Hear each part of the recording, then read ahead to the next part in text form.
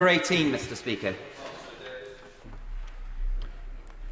Mr. Speaker, obviously my honourable friend will be aware that testing for COVID in Wales is a matter for the Welsh Government, and we respect the devolved responsibilities that they have. I also understand that testing in Wales, which would be a responsibility of the Welsh Government have decided to seek support from the UK Government, and so the Department for Health and Social Care have been working directly with them to offer any help they need to deliver an efficient testing and analysis programme.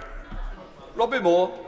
Thank my right honourable friend for a response. We've made huge progress in rapidly scaling up our testing capacity, and I've witnessed this for myself in my constituency of Keighley, but there is always more that we can do. So what steps is my right honourable friend taking to explore with the Welsh Government the benefits of repeat population testing? And if it proves effective, how can this be scaled up across Wales and the rest of the UK? Yeah. Well, as my right honourable friend will be aware, we've made enormous strides in increasing the amount of daily testing that is available, but it is not yet enough in either Wales or England or elsewhere in the United Kingdom to meet the huge rise in demand that we've seen over the last few weeks. So the UK Government have set a target of 500,000 a day testing capacity for the end of October, and we're also increasing the number of testing sites to 500 by the end of October. So across Wales and the United Kingdom, we are working very hard. Governments of all sorts of different political persuasions are working hard and working together to increase testing and to meet the demand that is there. Fair Jones. Thank you. Number 19, Mr. Speaker. Thank you, Mr. Speaker. By the end of July, more than 400,000 Welsh jobs have been supported by the Coronavirus Job Retention Scheme, while £295 million has been provided to support 110,000 self-employed people. Since the start of March, that's at least 510,000 people in Wales who've been supported directly by the UK government. Fair Jones. I thank my right honourable friend for that answer. More than 77,000 meals were enjoyed in Brecon and Radleshire as part of the Eat Out to Help Out scheme created by the UK Treasury. This provided a very welcome boost to the hospitality and tourism sectors in my constituency, which I particularly welcome as those are sectors that largely employ more women than men. Would my right honourable friend join me in encouraging the Welsh Government to do their part, create a similar scheme and get more women back into the workplace? My honourable friend makes a really good point, and having visited her constituency, I think, twice in the recent past, I know just how much she's done to promote these schemes. There is another value, Mr. Speaker, to the Eat Out Help Out scheme, which perhaps we can use this opportunity to, and that is reminding everybody, whether members of the public or members of this House, for that matter, of the importance of supporting local businesses in every possible way that we can as we climb out of this horrible few months. And the work that my honourable friend has done and that of the Treasury, I think, has been a pretty good start. Thank you, Mr. Speaker. A key element in supporting people back into work is access to high-speed broadband, particularly in rural areas.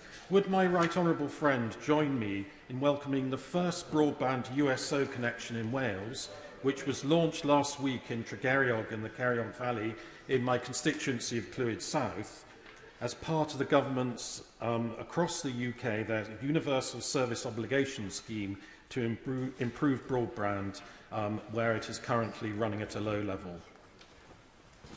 Thank you, Mr. Speaker. My honourable friend is a solid champion of this particular cause.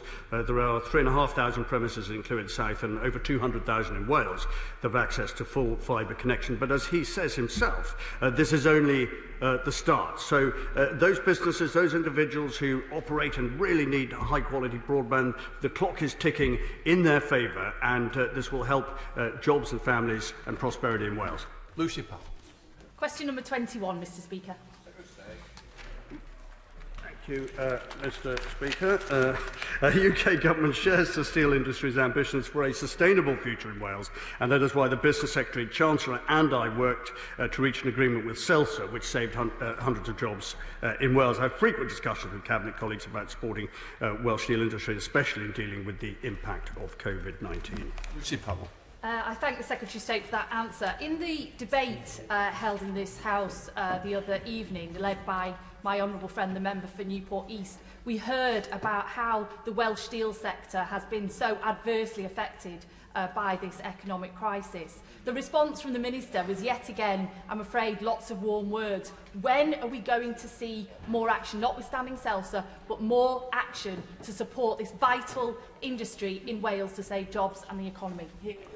Secretary of State. Mr. Speaker, I would like to think that warm words are better than cold words, and I think that the action speaks louder than words, whatever temperature they may come at. And the fact is that UK government absolutely recognise the importance of the sector. That's why we did the deal with CELSA. That's why we saved 800 jobs there, and that sends a message to other steel producers in Wales that we do mean business. We're not just talking about the survival of the industry during COVID. We're talking about having a significant steel manufacturing presence in Wales in 5 years, 10 years and 15 years, and that is why we continue these discussions. And the CELSA deal ought to be a source of encouragement for everyone involved that actually, when it comes to it, we do mean business.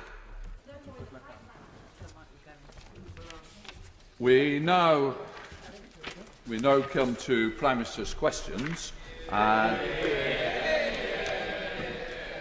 I call. Just let people just settle down, Prime Minister. Congratulations on the christening. We now come to Prime Minister's questions. Number 1, James Daly. James Daly. Number 1, Mr. Speaker. Prime Minister. Mr. Speaker, today marks 400 years since the sailing of the Mayflower, and this is a reminder to us of the beginning of an enduring alliance between our two nations. Around 35 million Americans today trace their ancestry to a Mayflower passenger, and I'm sure the whole House want to join me in marking this historic anniversary. Mr. Speaker, this morning I had meetings with ministerial colleagues and others. In addition to my duties in this House, I shall have further such meetings later today. James. Thank you very much, Mr. Speaker. On National Teaching Assistants Day, will the Prime Minister join me in thanking teachers, teaching assistants and all support staff for the extraordinary work they're undertaking to bring our children back to schools, colleges and nurseries in COVID-secure environments throughout Bury, Ramsbottom and Tottington? And will he update the House on implementation of the National Tutoring Programme, as many of the most vulnerable and disadvantaged children in my seat need this help at the earliest opportunity? Well, Mr. Speaker, can I strongly echo his congratulations and his thanks to teachers, and just say that I believe personally passionately in the tutoring programme that we're launching, and we expect the first group of tutors to be supporting schools from November, with provision ramping up through the remainder of the autumn and spring term. We now come to Angela Rayner, who's Deputy Leader. Deputy Leader Angela. Thank you, Mr. Speaker. And many people in the chamber today, Mr. Speaker, will think the Battle of Britain is today. But actually, we marked the 80th anniversary of those veterans yesterday, and I want to put on record our thanks to all those who fought for our country in the past. Mr. Speaker, I want to start by reading the Prime Minister a message that I've received from a man called Keir. Keir wasn't able to go to work today, and his children couldn't go to school because his family had to wait for their coronavirus test results, despite the Prime Minister promise of results within 24 hours. Yeah. Keir was able to do the right thing and self-isolate and work from home. But other people aren't in this position, Mr. Speaker. Many of them are the very people who are getting us through this crisis, like the care workers that I used to work alongside before I was elected to this House. The Prime Minister once earned £2,300 an hour. So can the Prime Minister tell us, what is the average hourly rate of a care worker in this country? Well, Mr. Speaker, I congratulate the the honourable lady on her elevation, and just to say that she speaks of the constituent Keir. And I can tell her, allegedly, apparently, Mr. Speaker, he has had a negative test. I don't know quite why he is not here. But 89% of those who have tests get them within in-person tests, get them the next day. And we are working very fast to turn around all the test requests that we get. And I think most people looking at the record of this country in delivering tests across the nation, will see that it actually compares extremely well with any other European country. We've conducted more tests than any other European country, and that is why we are able to deliver tests, as I say, and deliver results in 80% of the cases where we know the contacts. And she says that she asked about care homes, Mr. Speaker. And I can tell the House today we are launching the Winter Care Home Action Plan, and we will do everything. She's right to raise the issue of care homes. We are concerned about infection rates in care homes, but we will do everything we can to ensure that care homes and their workers are protected. And on her final point, Mr. Speaker, I am proud that it is this government that has instituted the national living wage to ensure that every worker in this country, including care home workers, is paid substantially more thanks to the care and the work of the people of this country. Oh, it's finished. Okay. The whole country, Mr. Speaker, would have seen that the Prime Minister doesn't know how much a care worker earns, because that was my question. The shameful fact is that the average wage in social care is barely more than £8 an hour, and half of our social care workers earn less than the real living wage. On his first day in office, the Prime Minister said, "We will fix the crisis in social care once and for all with a clear plan that we have prepared." Yet still, there's no sign of the plan. And the additional funding to prevent infection is going to run out, Mr. Speaker, at the end of this month. So, will the Prime Minister commit today to give our social care sector the funding that it needs now to get through this looming winter crisis? Mr. Speaker, she's asking an important point, and we are concerned about the rates of infection in care homes. Clearly, they've come down massively since we instituted the £600 million care home action plan.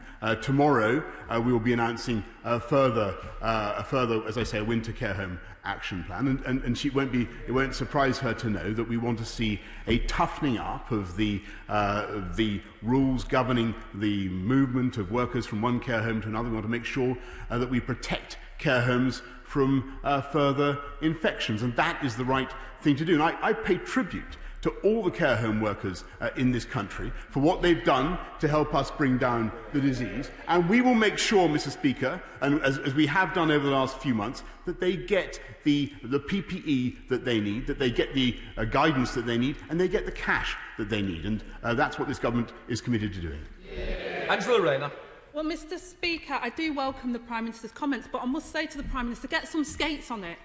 Those care workers are still not getting the PPE they need. They're still not getting the testing they need. So I urge the Prime Minister to get on top of this problem now, before the winter crisis hits.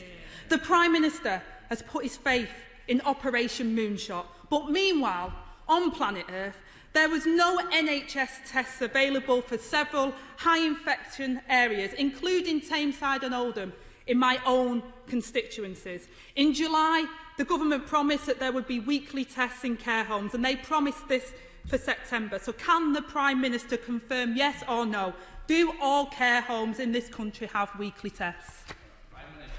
Well, Mr. Speaker, yes, to the best of my knowledge, care homes in this country should get weekly tests for all staff members, and tests every 28 days for those who are in the care homes, the residents in the care homes. And, Mr. Speaker, of course, she's right to express the frustration of people across this country about the massive demand there is now for tests, and it has hugely increased. I think everybody can see just in the last few days a colossal spike in the number of people who want tests and who want to ascertain whether they've got coronavirus. And what we're trying to do now is meet that demand at record speed. And just in the last couple of weeks, we've increased the capacity of our testing systems by 10%. We've got 4 new labs that we are building in Newport, in Newcastle, in Charnwood, and in Brant's-Bridge. And we want to get up, just so she knows the scale of the ambition, we want to get up to 500,000 tests per day by the end of October. Now, as I say, that is a huge, huge number, and I really do pay tribute to all those who are delivering it. And I know that the opposition benches like to make these international comparisons. I would just repeat, Mr. Speaker, that we are testing more than any other European country. No. Well, Mr. Speaker, I heard what the Prime Minister had to say, but I have to say to him yesterday, the Chief Executive of Care England said, we were promised weekly testing for staff. That has not been delivered.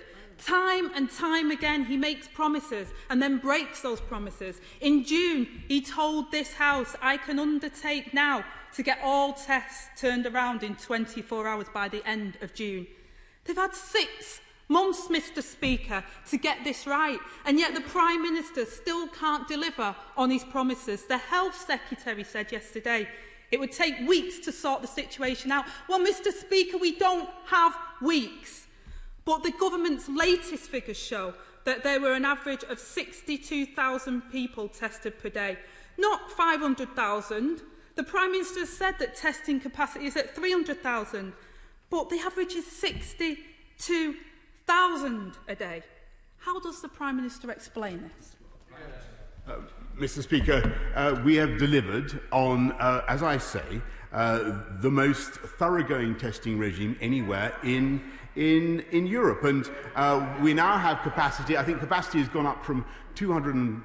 The number of tests per day conducted, not capacity, has gone up from 210,000 last week to 240,000 this week. And just to repeat the statistics, we're now per 1,000 people, Mr. Speaker. This country is testing 2.54, Germany 1.88, Spain 1.91, and France 1.89. In other words, we are delivering exactly what we said we would do. What is happening, Mr. Speaker, is that the British people, quite understandably, are responding to that system with a huge surge in demand, and so it's very important that everybody follows the guidance about when they should be getting a test. The guidance sent out by Public Health England, which has been sent to schools, and from the NHS Test and Trace.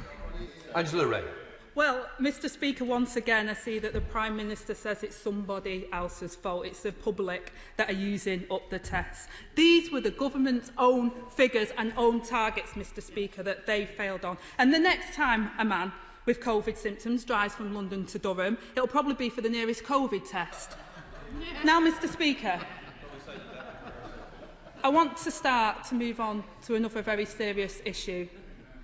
Alongside the tragic stories we've heard of relatives dying alone in care homes and people not being able to say goodbye to their loved ones, we've also heard from mothers who have had to give birth without the support of their partners or their family.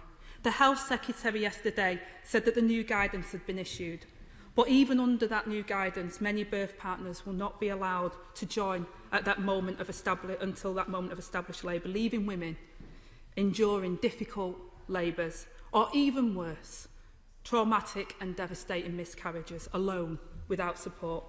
Will the Prime Minister agree to meet with me and my honourable friends and work with us to ensure that no woman is forced to give birth without the support that they need?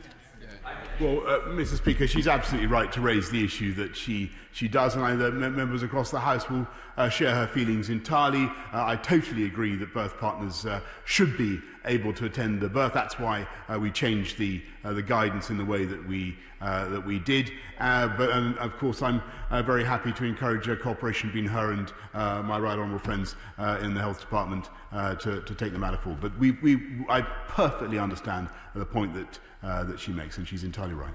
Angela Rayner. I welcome the Prime Minister's comments, and I think that was a yes, Mr. Speaker, but I will follow it up, but thank you for those comments. Mr. Speaker, infections are rising. The testing system is collapsing. When you are the Prime Minister, you can't keep trying to blame other people for your own incompetence. We have the highest death toll in Europe, and we're on course for one of the worst recessions in the developed world. This winter, we are staring down the barrel of a second wave with no plan for the looming crisis. People can't say goodbye to their loved ones. Grandparents can't see their grandchildren, and frontline staff can't get the tests that they need. And what was the top priority for the COVID War Cabinet this weekend? Restoring grouse shooting. I suppose, Mr. Speaker, it's good news for people like the Prime Minister's friend who paid for a luxury Christmas getaway to a Caribbean island and funded his leadership campaign and just so happens to own 2 Grousemore estates. So, Prime Minister, is this really your top priority? Mr. Speaker, while the Labour opposition has been consistently carping from the sidelines throughout this crisis and raising, frankly, I think issues that are tangential, if not scarce stories about what is going on. We are getting on with delivering for the British public. We're not only ramping up, massively ramping up, and Mr. Speaker, she hasn't contested any of my statistics today about the extent to which this country is now testing more than any other European country. She hasn't disputed the massive acceleration in our programme. We are getting on. I'll answer the substance of her question. Thank you very much. We're getting on with delivering on the priorities of the British people, getting us through this COVID crisis, delivering on making our country safer, by the way, bringing forward measures to stop the early release of dangerous sexual and violent offenders, which I hope that she will support, strengthening our union, Mr. Speaker, which in principle the front bench opposite should support, building more homes across this country, more affordable homes across this country, which she should support, in addition to recruiting more doctors, more nurses, and building more hospitals. Mr. Speaker, I don't think anybody is in any doubt that this government is facing some of the most difficult dilemmas that any modern government has had to face. But every day we are helping to solve them thanks to the massive common sense of the British people, who are getting on with delivering our programme, getting on with delivering our fight against coronavirus. And it's with the common sense of the British people that we will succeed, build back better and stronger than ever before. Anthony Magnol. Mr. Speaker, the Prime Minister is rightly levelling up across the country, giving that issue both barrels. But I know that the South West has often been overlooked. Can the Prime Minister reassure this House and members from across the South West that we will invest in digital and transport infrastructure, we will turbocharge opportunity, and we will provide the growth that they need in the South West? And to that effect, will he meet with a delegation from the South West to discuss the opportunities that are before us?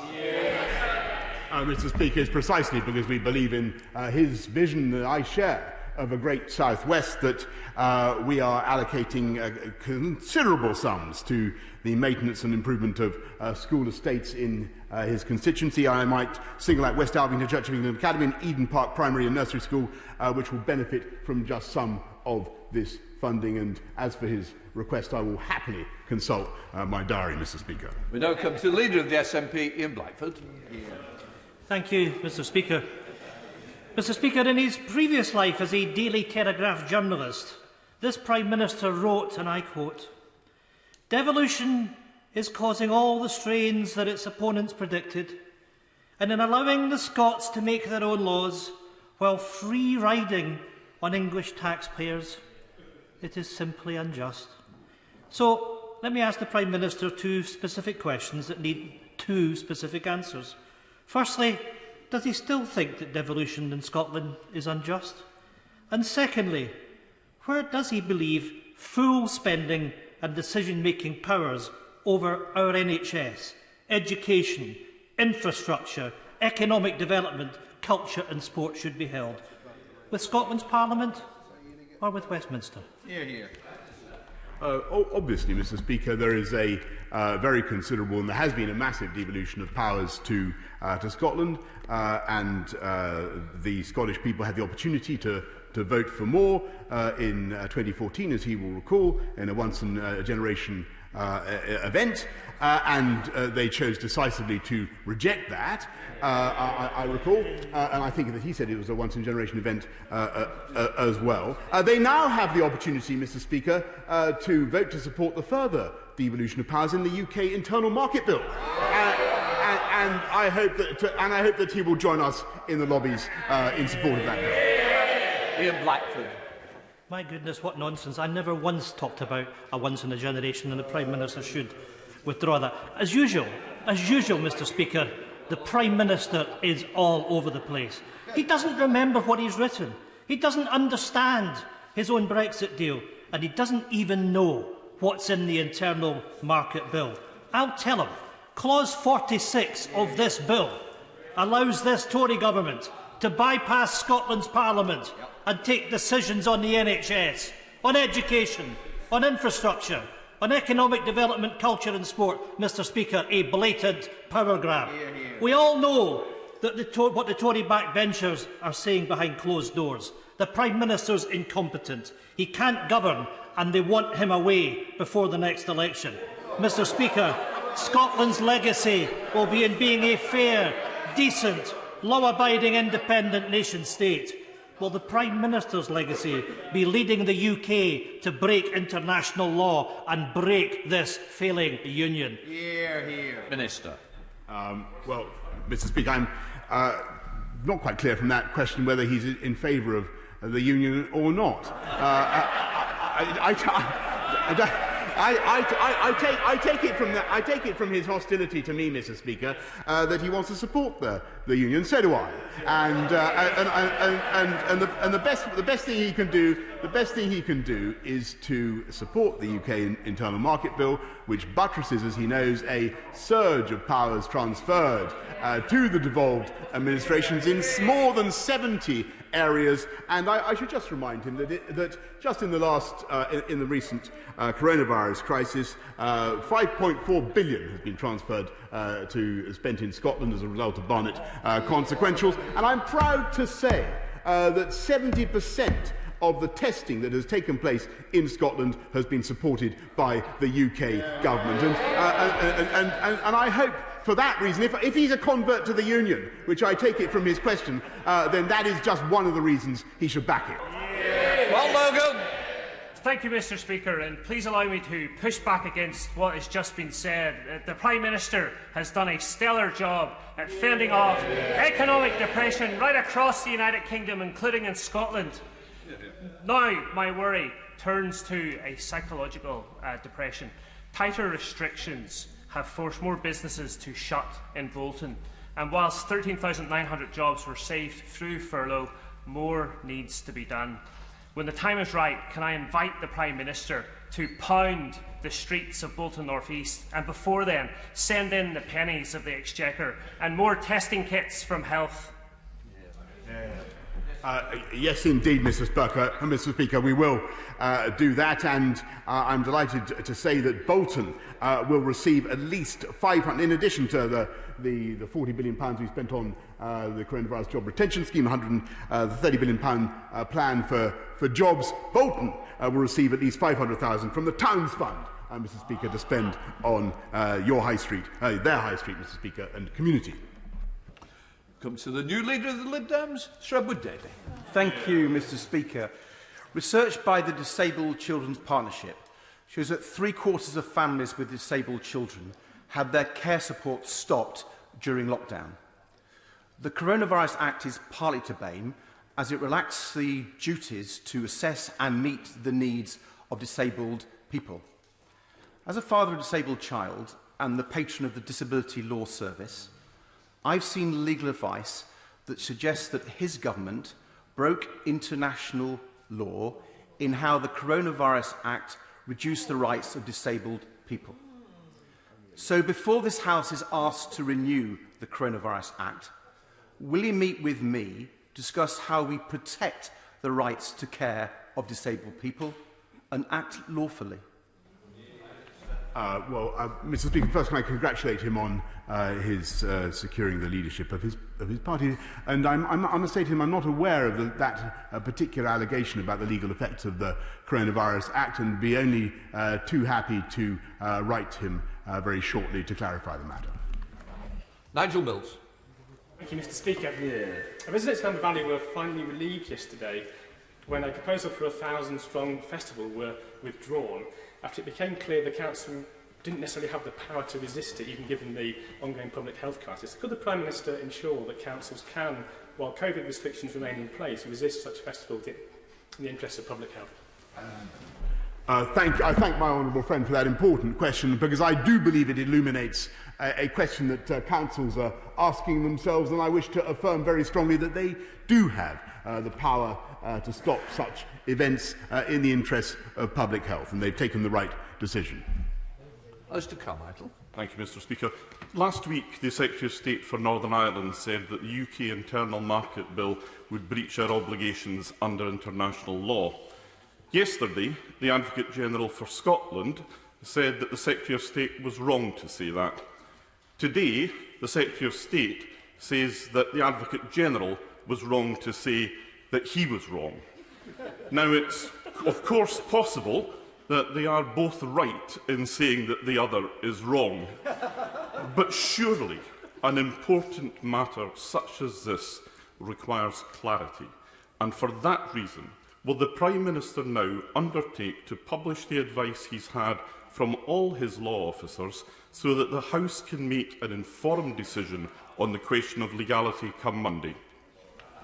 I thank the right honourable gentleman. I think he asked substantially the same question last week, and as he knows, we don't publish Attorney General's advice. Governments don't normally publish such advice, but what I can certainly say is what I've said to the right honourable gentleman, leader of Scottish Nationalists, that of course this bill is intended to uphold the economic, the political, territorial integrity of the United Kingdom, and I believe it should be supported by every member of this House.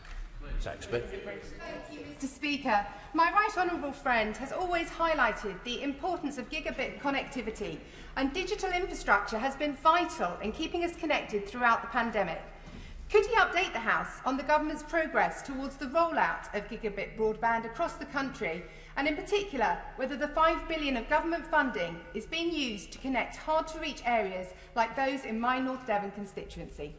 Yes, I can, Mr. Speaker, and we're rolling out full fibre. I thank her very much, and we're rolling out full fibre broadband to the North Moor area and investing £10 million in partnership with the local authority, gearing up to invest over £30 million across Devon and Somerset to target 70,000 premises in her constituency that don't have good enough connectivity. Ian Bell. Thank you, Mr. Speaker. The figures released this week by the Trussell Trust forecast that we give out 6 emergency food parcels every minute this winter. Will the Prime Minister commit to 2 urgent measures to tackle this humanitarian disaster which is happening in all our communities? Firstly, will he commit to an additional £250 million investment in the local welfare assistance schemes to bring England in line with the rest of the UK, as requested by the Children's Trust and the Trussell Trust? And secondly, will he meet with me and partner organisations as a matter of urgency to discuss bringing the right to food into UK law? I thank the honourable gentleman. What the government is doing is, of course, supporting local councils to the tune of £3.7 billion for the extra needs occasioned by coronavirus. £380 million gone into supporting food meals for particularly pupils, for young people who need it, and a massive programme of investment, £9 billion investment to lift up universal credit to support the neediest in our society. But I can tell him that my right honourable friend, the Chancellor, will continue to apply the maximum creativity to putting our arms around the British people as we go forward through this crisis. Mr. Speaker, does my right honourable friend agree that this government's internal market bill will protect our United Kingdom, strengthen our mission to level up and back our negotiators? Mr. Speaker, I could not have put it better myself. Thank you, Mr. Speaker. In the week in which the Prime Minister announced the government's new strategy on obesity, the eating disorder charity BEAT experienced a 165% increase in number of people contacting their support services.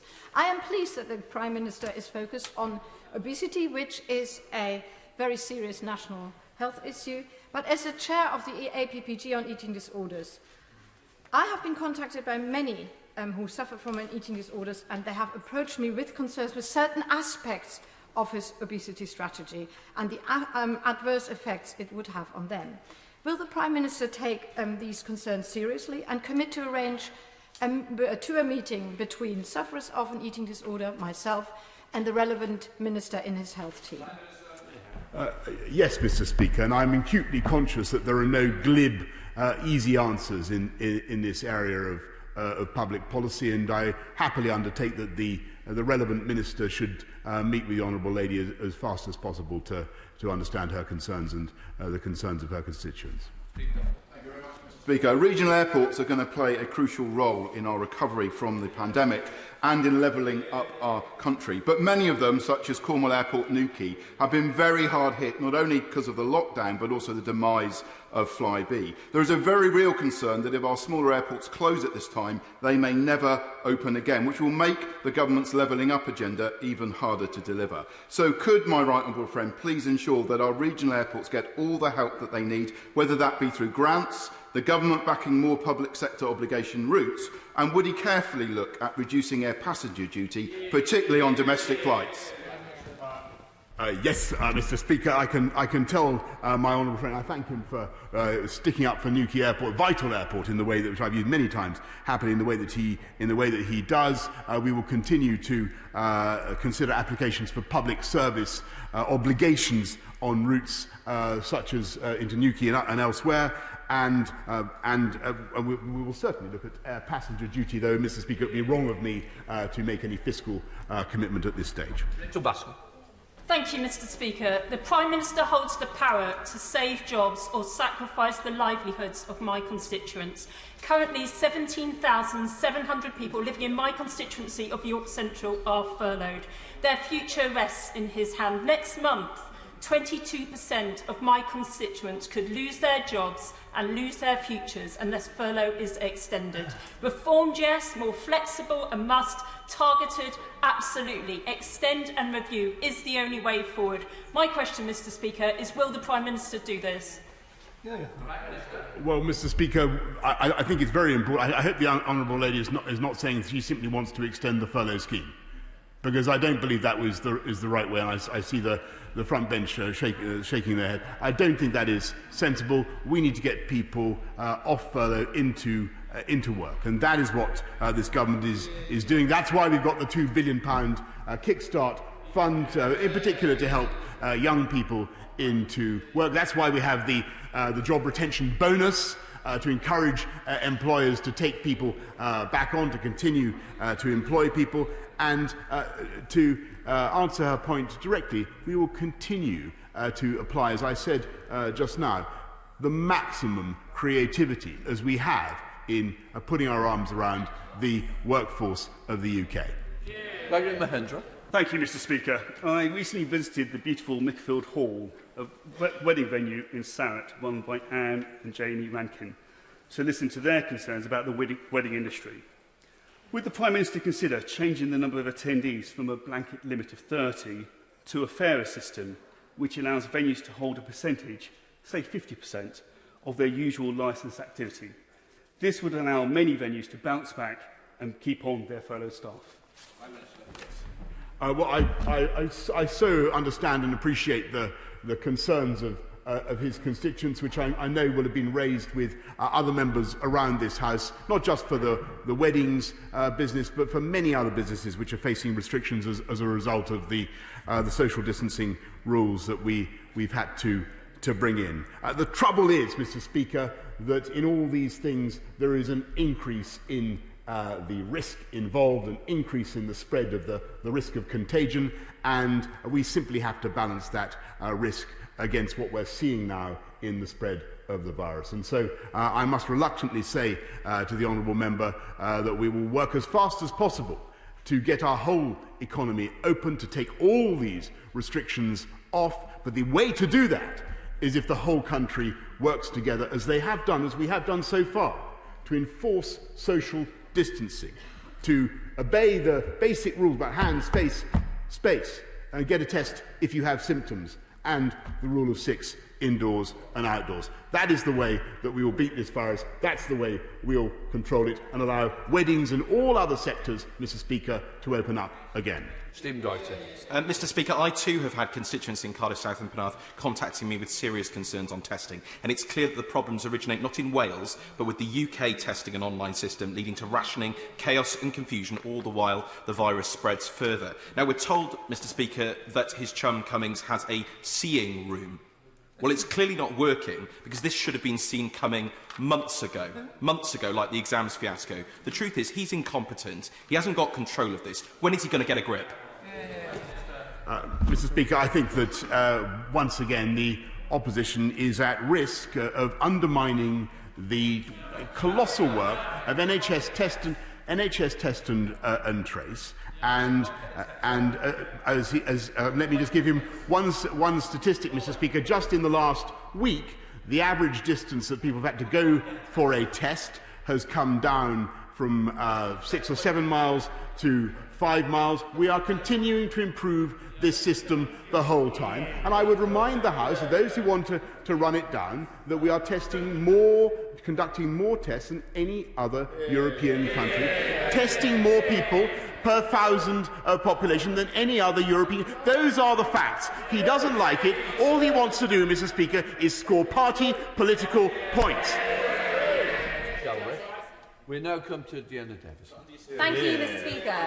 Every day I receive messages from Bishop Auckland residents about crime and about how they want to see we politicians taking a tougher stance. My own history involves, learning about violent crime in a way I never wish to learn about it, and that's part of the reason that I actually stand here today. The first duty of any government is to protect the public it serves, but for too long our criminal justice system has fallen short of the mark. So will my right honourable friend assure me that the government he leads will take all steps necessary to keep criminals off our streets, to crack down on crime and to keep the public safe? Yes, Mr. Speaker, and that's why we're not only recruiting another 20,000 police officers, and I think about 5,000 of them have already been recruited, but also, the opposition front bench is making a noise. That's also why we're introducing measures to stop the early release of serious sexual and violent offenders. And I take it from the noises I'm hearing opposite that they approve of that, Mr. Speaker, and they will support us in the lobbies. We're heading up to Linlithgow to see Martin Day. Martin Day. Thank you, Mr. Speaker. Given that the 1950s-born women have lost their case in the Court of Appeal yesterday, any restitution for the women affected, 350,000 of whom are in Scotland, needs political action. So what will the Prime Minister now do to honour his own words from last year, to return to this issue with fresh vigour and new eyes and see what he can do to sort it out? Well, Mr. Speaker, I will have to study the judgment in detail. I'll be happy to write to the honourable member.